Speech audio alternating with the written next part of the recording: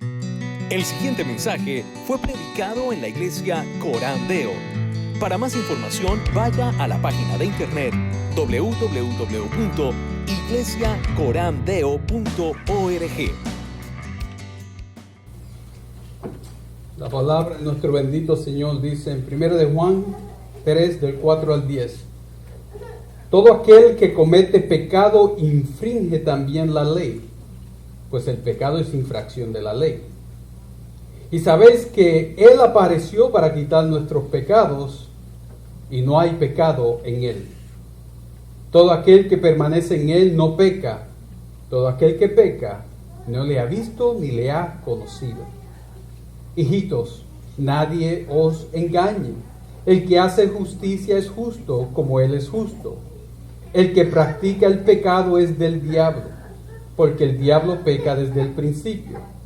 Para esto apareció el Hijo de Dios, para deshacer las obras del diablo.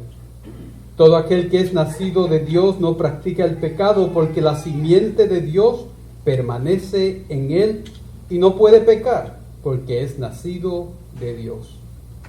En esto se manifiestan los hijos de Dios y los hijos del diablo. Todo aquel que no hace justicia y que no ama a su hermano no es de Dios. Amantísimo Dios, lo que no sabemos, enséñanos. Lo que no tenemos, provéelo. Lo que no somos, oh Dios, transfórmanos. Y que en todo, mi Dios, tú recibas toda gloria y adoración en el nombre bendito de Jesús. Amén. Amén. Algo que es natural, que es normal, es que los hijos se parezcan físicamente a sus padres, ¿verdad? Cuando nosotros miramos a Pablo, ¿verdad, Pablo? Yo veo en Pablo los ojos de la mamá y veo el rostro del papá, igualito, ¿verdad, Pablo? ¿Verdad que sí? Por lo tanto, los niños se parecen naturalmente mucho a sus padres. Pero lo interesante también es que, aunque eso es una dinámica de nuestro ADN, el DNA, ¿verdad? Los hijos y las hijas también son semejantes a los padres de otras formas. Son semejantes a sus padres moralmente, emocionalmente, intelectualmente y espiritualmente. Y nosotros, los cristianos, como seres adoptados, es imposible que nos parezcamos físicamente a Dios, porque después de todo Dios es espíritu. Pero hay algo que sí tenemos que tener en mente, que Dios espera que nosotros nos parezcamos a Él espiritualmente. No olvides, el hijo y la hija de Dios tiene que reflejar la imagen de Cristo, tiene que reflejar los atributos de Cristo, tiene que reflejar el carácter de Cristo. Esos somos los cristianos, personas que nos parecemos a Dios y reflejamos la grandeza de Dios. En el verso 29 nosotros hemos visto que hay una transición, porque dice aquí en el verso 29 que nosotros somos nacidos de Él, y esa palabra nacido de Él comenzó ahora una nueva sección en la carta, comenzó ahora una nueva sección aquí en el escrito de Juan.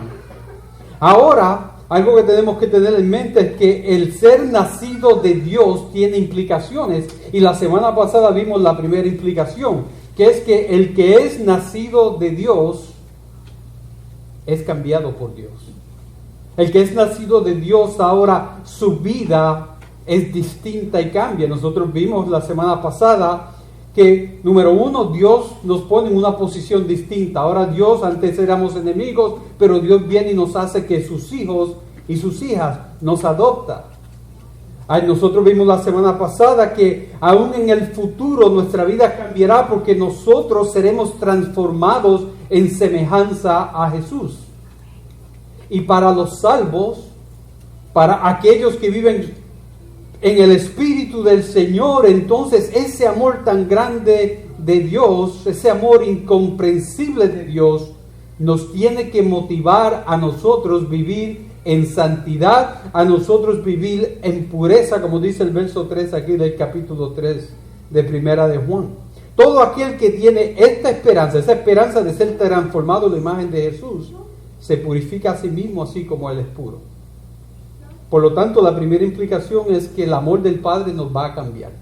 El amor de Dios nos va a cambiar. Ahora, hoy Juan viene y nos trae la segunda implicación. Y la segunda implicación es que el que es nacido de Dios no practica el pecado. Ese es el punto que nos tenemos que recordar en esta mañana. El que es nacido de Dios no practica el pecado, y nos preguntaremos, ¿pero por qué? Bueno, porque el nacido de Dios no se puede parecer a Satanás. Se tiene que parecer a Dios. Y en Dios no hay pecado. Si somos entonces hijos de Dios, adoptados de Dios, nos tenemos que parecer a Dios. Por lo tanto, el practicar el pecado es algo totalmente inconcebible para aquellos que viven dentro del pueblo de Dios. Mira lo que dice el verso 10. En esto se manifiestan los hijos de Dios y los hijos del diablo. Lo cual nos tiene que decir a nosotros que hay una diferencia. O tú te pareces a Dios, o tú te pareces a Satanás. O tú haces la justicia de Dios o haces las injusticias de Satanás. O tú vives conforme al carácter de Dios o vives conforme al carácter del príncipe del aire y el príncipe de las tinieblas. Eso es lo que Juan nos está aquí diciendo claramente hoy. Ahora yo quiero hacer una aclaración. Aquí vamos a hablar hoy de practicar el pecado. No quiero decir que no pecamos, porque sabemos que todos pecamos, ¿verdad que sí? Somos seres con una naturaleza que en nuestro nacimiento teníamos la inclinación a pecar. Y aunque hemos sido redimidos, seguimos batallando con esta carne, con esta naturaleza. Por lo tanto, todos pecamos. Y la Biblia nos dice, mira el capítulo 1, verso 8. Si decimos que no tenemos pecado, nos engañamos a nosotros mismos y la verdad no está en nosotros. Si confesamos nuestros pecados, Él es fiel y justo para perdonar nuestros pecados y librarnos de toda maldad. Si decimos que no tenemos pecados o que no hemos pecado, le hacemos a Él mentiroso y su palabra no está en nosotros. Por lo tanto, no estoy diciendo que el cristiano no peca, pero estoy diciendo que el cristiano no practica el pecado. Ahora tú te preguntarás, ¿y qué quiere decir con eso, pastor? ¿Qué es que el cristiano no practica el pecado? Quiero definirte lo que es practicar el pecado, para que lo tengas claro. Practicar el pecado es una acción intencional contra la voluntad de Dios. Es algo intencional contra la voluntad de Dios. Es el saber la voluntad de Dios y sabiendo la voluntad de Dios, haces lo contrario y lo continúas haciendo. ¿Ves la diferencia? No es que pequé porque caí en una tentación. No es que pequé porque mi batalla contra Satanás, contra la carne, contra mi orgullo, contra lo que sea, en un momento dado verdaderamente fue más fuerte que yo. No, pero es porque yo sé, porque yo soy consciente y aún siendo consciente, continúo haciéndolo. Es un hábito formado o una acción que se repiten sin controlarse, sin corregirse y sin confrontarse.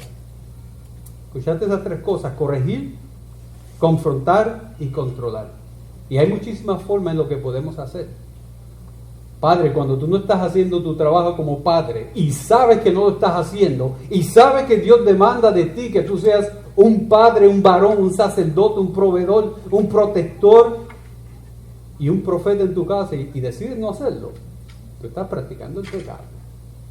Hombre y mujer, cuando tú sabes que el fornicar, el adulterar es pecado y lo sabes, pero continúas haciéndolo, estás practicando el pecado.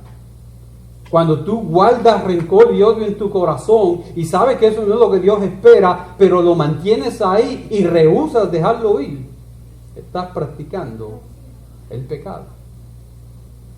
Ahora, hoy vamos a mirar aquí lo que Juan quiere decirnos. Y los versos del 4 al 7, quiero que sepas, son paralelos a los versos del 8 al 10. O sea, que si tú lees del 4 al 7 y ves del 8 al 10, vas a encontrar que esos dos grupos de versos básicamente tienen el mismo mensaje. Los vamos a mirar paralelamente porque si tienen el mismo mensaje yo creo que podemos entenderlos a ambos juntos. Segunda implicación que nos habla Juan. El nacido de Dios no practica el pecado. Y Juan nos da aquí 4 razones por las cuales nosotros no podemos practicar el pecado. La primera es que practicar el pecado es rebelión contra Dios que se originó con Satanás. Practicar el pecado es rebelión contra Dios que se originó con Satanás. Mira lo que dice el verso 4.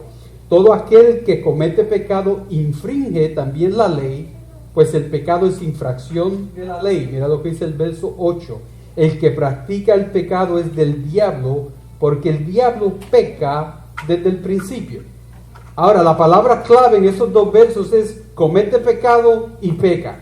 Comete pecado en el verso 4 y peca en el verso 8. El que comete pecado y el que peca rompe la ley, viola la voluntad de Dios, va contrario a los deseos de Dios. Y si nosotros miramos lo que hizo Satanás, eso fue exactamente lo que Satanás hizo.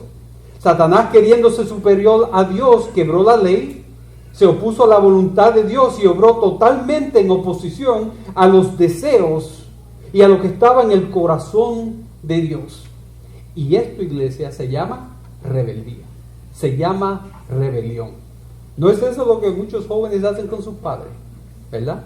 El padre tiene una regla, tiene unas normas, ha decretado ciertas cosas en su hogar, pero por rebelión viene el joven y hace que rompe la ley, hace lo que va opuesto a la voluntad del padre y no hace lo que está en el corazón del padre o de la madre. Y nosotros le decimos que ese muchacho está rebelde, ¿verdad? Por lo tanto, cuando nosotros hacemos eso con Dios, nosotros estamos actuando en rebeldía de la misma forma que Satanás hizo eso en un principio para llevar al hombre a pecar contra Dios. Es interesante que la palabra aquí en griego infringir, si la miras en el verso 4, dice todo aquel que comete pecado infringe también la ley. No solo implica romper la ley, sino implica el vivir rompiendo. O sea, vivir en desobediencia continua, en rebeldía. No es sencillamente pecar, pero es vivir practicando el pecado. Ahora, ¿por qué tú crees que Juan comienza esta sección hablándote de esto, de la rebeldía? Bueno, yo me imagino porque los falsos maestros de su tiempo, al igual que los falsos maestros de nuestro tiempo, minimizan la seriedad del pecado, ¿verdad? Nosotros miramos el pecado y decimos, pero eso lo hace todo el mundo. Pero es que nadie es perfecto, ¿verdad? Nosotros buscamos excusas para nosotros hacer del pecado algo pequeño, pero yo me pregunto, ¿quién puede ir frente al trono de la majestad de Dios y decir, pero si es que ese pecado es pequeño, Señor? ¿Quién puede ir frente a la grandeza de Dios y decir, pero si todos somos pecadores? Yo me imagino quién puede ir frente a Dios y decirle, yo tengo licencia para pecar. ¿Qué pecado el Señor tolerará? ¿Qué pecado el Señor dirá, no, si está bien, ese te lo dejo pasar? No, por ese mi hijo Jesús no tuvo que morir en la cruz. Si el pecado no es algo insignificante, iglesia. Y hoy en día hay muchos que ven el pecado sencillamente como un malestar, ¿verdad? Como te decir, tengo un dolorcito de estómago, tengo una pequeña enfermedad que sí, puedo estar enfermo, pero que eso no va a ser la gran cosa. Cuando el pecado es un cáncer que mata. El pecado es un cáncer que totalmente corrompe, destruye y que verdaderamente nos arranca de la presencia de Dios. Y nosotros tenemos que tener claro que el vivir practicando el pecado es vivir en rebeldía contra Dios, porque básicamente es como nosotros teniendo el puño alzado en contra de Dios, diciéndole, tú quieres las cosas de una forma, pero yo las voy a hacer a mi manera.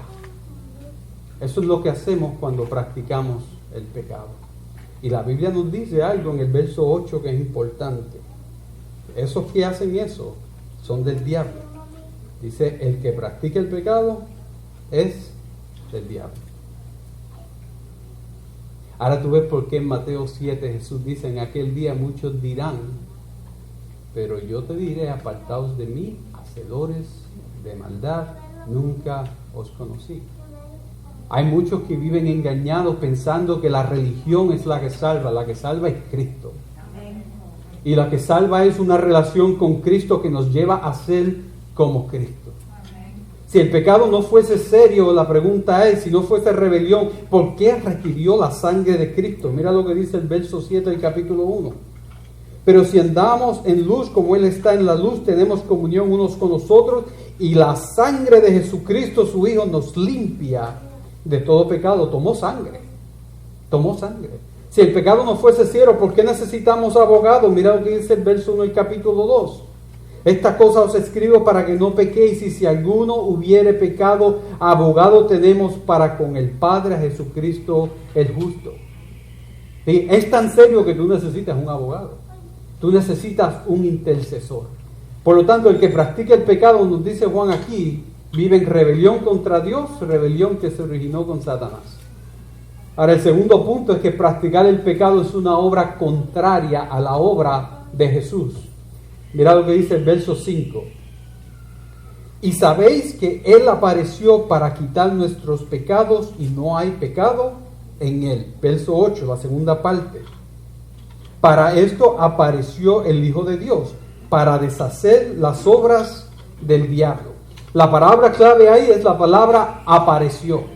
¿Para qué apareció Jesús? ¿Para qué se encarnó Dios? ¿Para qué vino Jesús a morir en una cruz? Contestación nos dice aquí la palabra, para quitar pecados y para deshacer las obras del diablo. Por lo tanto, la lógica nos dice y nos lleva a la conclusión de que nosotros no podemos ser aliados de Jesús, siendo coherederos con Jesús, si nosotros estamos en un lado opuesto de Jesús en la batalla. Si nosotros no vamos a ser coherederos andando con Jesús, si estamos andando en distintos caminos que Jesús. No tenemos que estar en el mismo camino. Tenemos que estar en la misma vereda. Tenemos que andar por los mismos senderos que Jesús. Si Jesús vino para quitar el pecado, Juan el Bautista lo dijo, he aquí el Cordero de Dios que quita el pecado del mundo.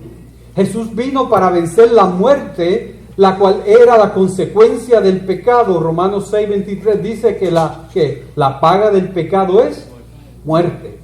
Jesús vino para destruir a Satanás, el príncipe del pecado, y el libro de Hebreos nos dice a nosotros en el capítulo 2, verso 14, así que por cuanto los hijos participaron de carne y sangre, Él también participó de lo mismo, hablando de Cristo, para destruir por medio de la muerte al que tenía el imperio de la muerte. Ese es Satanás, esto es, al diablo. Y a través del vencimiento del diablo, librar a todos los que por el temor de la muerte estaban durante toda la vida sujetos a servidumbre. Cristo vino para vencer a Satanás, para que los que eran esclavos ahora puedan ser libres. Ahora, ¿cómo podemos decir que nosotros somos hijos e hijas de Dios si vivimos contrario a la voluntad de Dios y contrario a la obra de Jesús? No hace sentido. No puede ser.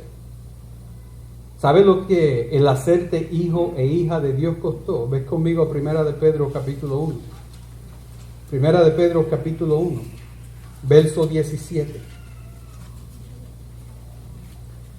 Primera de Pedro capítulo 1, verso 17. Dice, y si invocáis por Padre a aquel que sin acepción de personas juzga según la obra de cada uno, conducíos en temor todo el tiempo de vuestra peregrinación, sabiendo que fuisteis rescatados de vuestra vana manera de vivir, la cual recibisteis de vuestros padres, no con cosas corruptibles, no con porquería como el oro y la plata, sino con la sangre preciosa de Cristo, como de un cordero sin mancha y sin contaminación, ya destinado antes desde la fundación del mundo, pero manifestado en los postreros tiempos por amor de vosotros. Eso fue lo que tomó para rescatarte, para librarte a ti de la esclavitud. Y esa es la obra de Jesús. Por lo tanto, practicar el pecado es una obra que va contrario a la obra de Jesús. Tercera razón por la cual el cristiano no practica el pecado. Porque practicar el pecado pone en duda la unión con Jesús.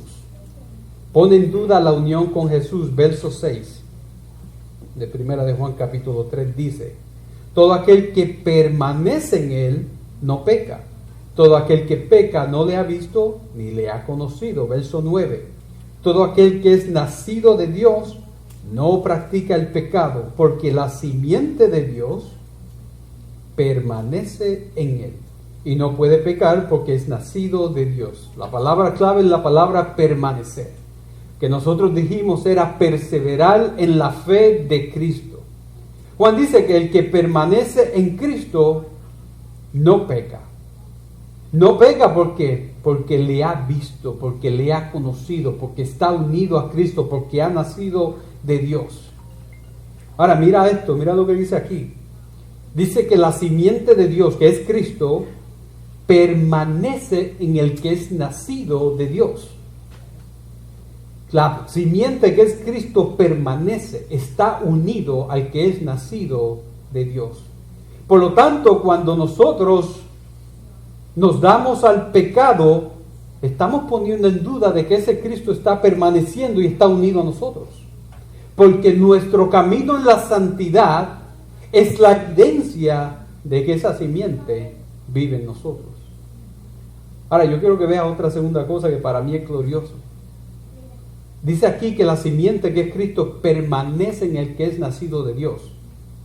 Ese argumento de que nosotros podemos perder nuestra salvación, este verso lo tira a la basura. Porque dice, si tú has sido nacido de Dios, Cristo permanece en ti. Amén. Cristo está en ti. Cristo perdura en ti. Gloria al Señor. Por lo tanto, el que permanece en Cristo no peca. ¿Por qué? Porque ha sido sellado con un espíritu que entonces lo convence de su pecado. Porque entonces ahora es templo de un Espíritu Santo que, aunque hay tiempos donde es entristecido, ese Espíritu Santo va a tomar la palabra de Dios para guiarlo a toda justicia. Porque ese Espíritu Santo entonces será aquel que estará tocando la puerta de la conciencia para decirte, eso no va conforme a la voluntad de Dios.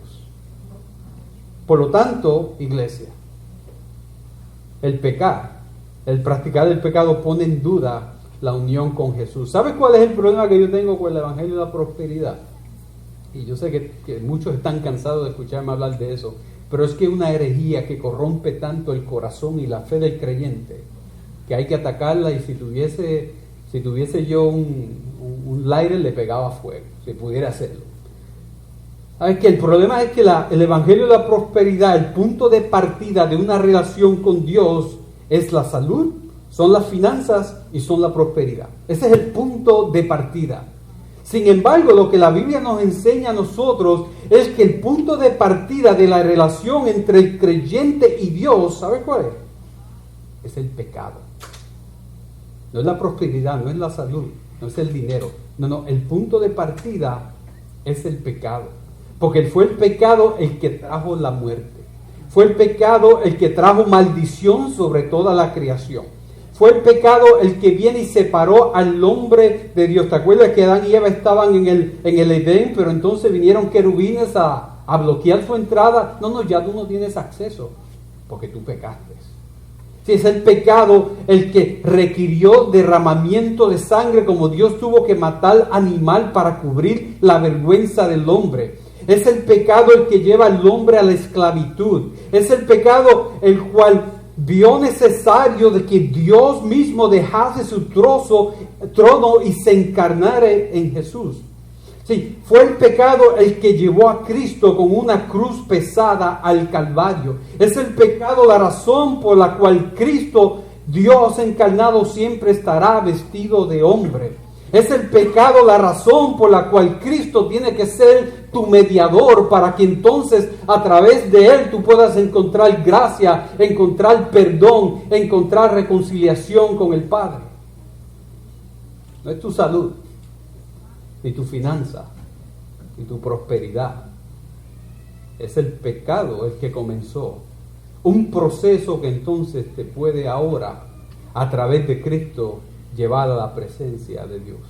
Aún en la eternidad, hay muchas personas, yo creo que están un poquito equivocados, aún en la eternidad, cuando nosotros estemos viviendo en gloria, Cuando nosotros estemos en la presencia de Dios cantando con ángeles y arcángeles, ahí cuando el hermano Juan tenga esa voz de Pavarotti, de Plácido Domingo, ¿verdad? Cuando entonces yo pueda tocar esa guitarra como Pablo Casados y como esos grandes músicos en ese tiempo, aún ahí nosotros tendremos conciencia del pecado. Ves conmigo Apocalipsis capítulo 5. Apocalipsis capítulo 5. Y ves conmigo el verso 8.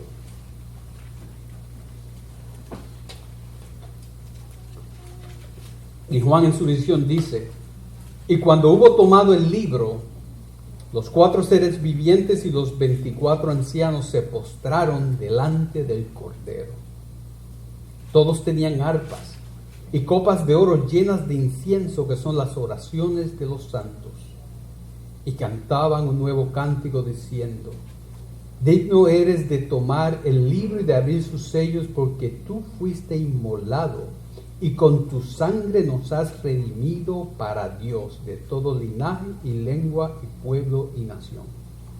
Yo te pregunto, ¿por qué llamarle Cordero? ¿Por qué hacer referencia de que ese Cordero fue inmolado, sacrificado en un altar? ¿Por qué entonces decir aquí que fue su sangre la que nos redimió para Dios?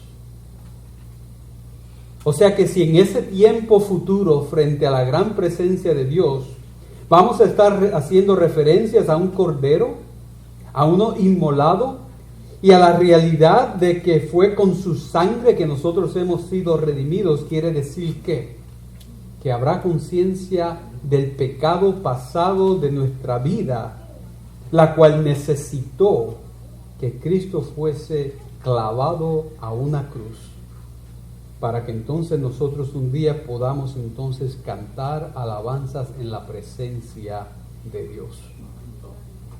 Ten claro, según es tu relación con el pecado, es tu relación con Cristo.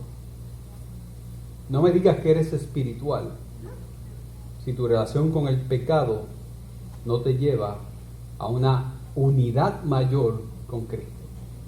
No me digas que eres bien religioso. No me digas que eres reformado y que te sabes toda la Biblia y que tu doctrina está por aquí o por allá, porque lo único que define tu relación con Dios es tu relación con el pecado. Amén. Paul Washer dice que en esto se conoce lo que son salvos, en que ahora tienen una nueva relación con el pecado, porque ahora odian el pecado que antes amaban. Por lo tanto, iglesia, el cristiano no practica el pecado porque pone en duda su unión, su permanencia con Jesús. Pero el cuarto punto aquí que Juan hace es que practicar el pecado es el vivir en el engaño, es vivir engañado. Mira lo que dice el verso 7. Dice: hijitos, nadie os engañe. El que hace justicia es justo, como Él, Cristo, es justo. Mira lo que dice el verso 10. En esto se manifiestan los hijos de Dios y los hijos del diablo. Todo aquel que no hace justicia y que no ama a su hermano, no es de Dios. ¿Es claro? Juan te dice que nadie te engañe. Hay una diferencia entre los hijos de Dios y los hijos del diablo. El hijo y la hija de Dios es justo, practica la justicia, hace las cosas rectamente conforme a la voluntad de Dios decretada en su palabra. Es justo o justa como Jesucristo es justo. Si el hijo y la hija de Dios ama a su hermano, que es la segunda evidencia, de que no practicamos el pecado, de hecho, de que tú haces justicia y de que tú amas a tu hermano. Si el que es nacido de Dios y ama a su hermano, entonces toma la decisión de poner la necesidad del prójimo por encima de la suya. Emula a Jesús siendo un siervo en vez de buscar el ser servido. Es ahí como entonces nosotros sabemos que alguien no está siendo engañado. Ahora, iglesia, hay muchos en la fe que tratan de vivir o viven como si Dios tuviese dos planes. Como si Dios diese dos opciones. Como si el Señor viniese a nosotros y diga: ok, yo te voy a dar a ti las opciones y tú decides. Aquí hay plan A y plan B. Plan A, le entregas tu vida a Jesús como tu Señor, como tu Salvador. Tú tomas tu cruz cada día y tú le sigues fielmente a lo largo de tu vida, apartado del pecado. Ese es plan A. Y hay muchos que se creen que Dios tiene el plan B. Y el plan B es como si Dios dijera, si le entregaste tu vida a Jesús como tu Señor, no solamente tu Salvador, pero tu Señor, es difícil. Si el tomar tu cruz cada día es algo muy duro, y si tú serte fiel a Dios apartándote del pecado te resulta ser muy inconveniente, entonces vive como quieras. Y aunque en el cielo no tendrás tantos premios o tantas coronas, de todos modos, ¿sabes qué? Podrás entrar en el cielo y vas a ser salvo, porque después de todo Dios es amor. Las palabras peores usadas en el cristianismo, de que Dios es amor. Porque Dios sí es amor. Pero yo te digo, nunca hables del amor de Dios sin tú hablar primero del pecado del hombre. Nunca hables del amor de Dios sin hablar primero de la justicia de Dios. Nunca hables del amor de Dios sin hablar primero de la santidad de Dios, porque no comprenderás el amor de Dios. Porque el amor de Dios requirió que un día Él entregase a su Hijo para que todo aquel que en Él cree entonces no vaya a las puertas del infierno. Amén, Señor. Requirió sacrificio, requirió sangre, requirió justicia para batallar con el pecado del hombre.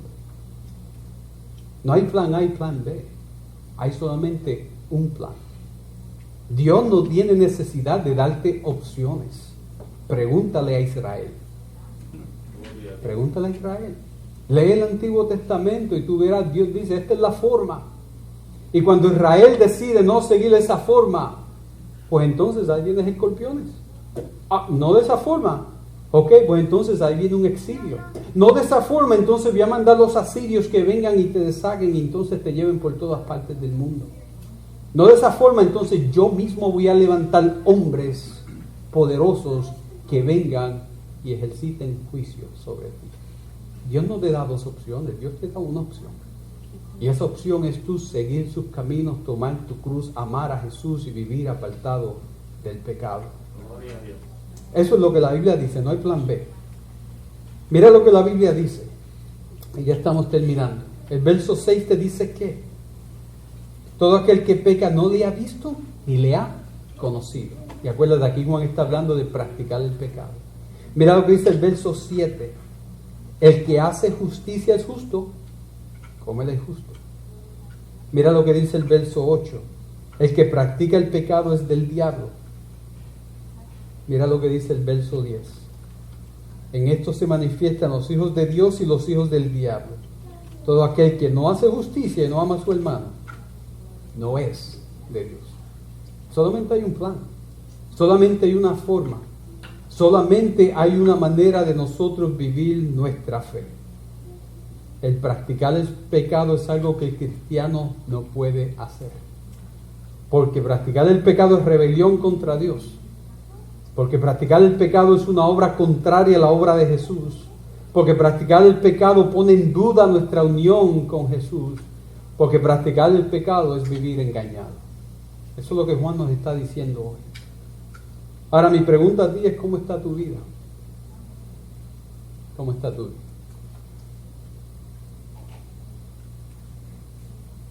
Practicas el pecado. ¿Sabes tú conscientemente que algo que tú haces de la manera que vives va contrario a la voluntad de Dios, contrario a la palabra de Dios, pero aún así persistes y no lo confrontas, no lo corriges? Violas conscientemente la ley de la justicia y del amor de Dios. Haces lo que va contrario a lo que está en el corazón de Dios. Si hay pecado en ti, arrepiéntete y ven a la cruz de Cristo. Ven a los pies del altar del glorioso y majestuoso Señor de gracia. Tórnate a Jesús y entrégate a Jesús y comienza a vivir como un hijo y como una hija de Dios. Acuérdate que tú tienes abogado. Acuérdate que la sangre de Cristo fue derramada para limpiarte.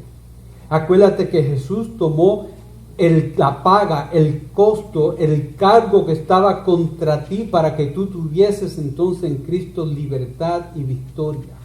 Y como dice Pablo en Romanos 8, para que entonces en Él nosotros seamos más que vencedores. Acuérdate que Dios quiere que tú vengas a Él y que te refugies en Él. Dios quiere que tú entonces descanses en Él y no descanses en tus propias fuerzas. Dios quiere que tú seas bendecido y no seas juzgado.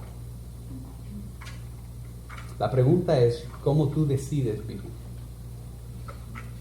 Pues la del vivir la vida en la santidad es una decisión que tú tomas.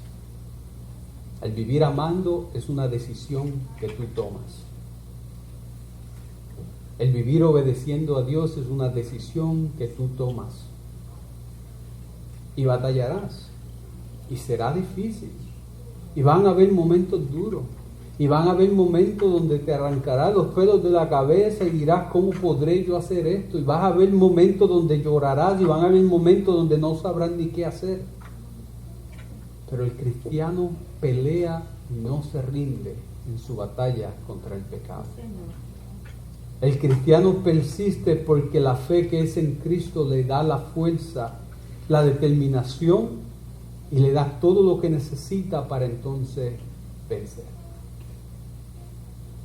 Vivamos como hijos de luz, vivamos como los nacidos de Dios y no practiquemos el pecado. Amén.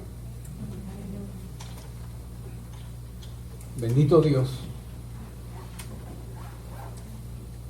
Tú lo diste todo, mi Dios. Sacrificaste mucho, Señor, para redimirnos, para limpiar de nosotros la mancha del pecado, Señor. Y ahora como hijos e hijas adoptados, mi Dios, en tu familia, coherederos con Cristo, Señor, tú nos llamas a que nosotros conscientemente, con intención, vivamos una vida, mi Dios, apartándonos del pecado, corrigiendo, mi Dios, los errores pasados, confrontando, oh Señor, las circunstancias de la vida en la cual nos hemos, mi Dios, entrelazados. Oh Señor, ayúdanos a perseverar, mi Dios, siéndole fiel a Jesús. Ayúdanos, oh Dios, a escuchar la voz de tu Espíritu, mi Dios, ser guiados por tu palabra. Ayúdanos a tener la convicción, mi Dios, de que cada vez que miramos en tu palabra, Señor, la miramos como la voluntad que viene de tu corazón, mi Dios. Y que no juguemos con interpretaciones. Y que no juguemos, oh Dios, entre el bien y el mal, sino que siempre escojamos, mi Dios, la justicia de Jesús. Danos fuerza, Señor. Danos convicción. Y ayúdanos a vivir, oh Dios, para tu gloria en santidad. Por el poder de tu Espíritu y en el nombre de Jesús oramos. Amén. Amén, Señor.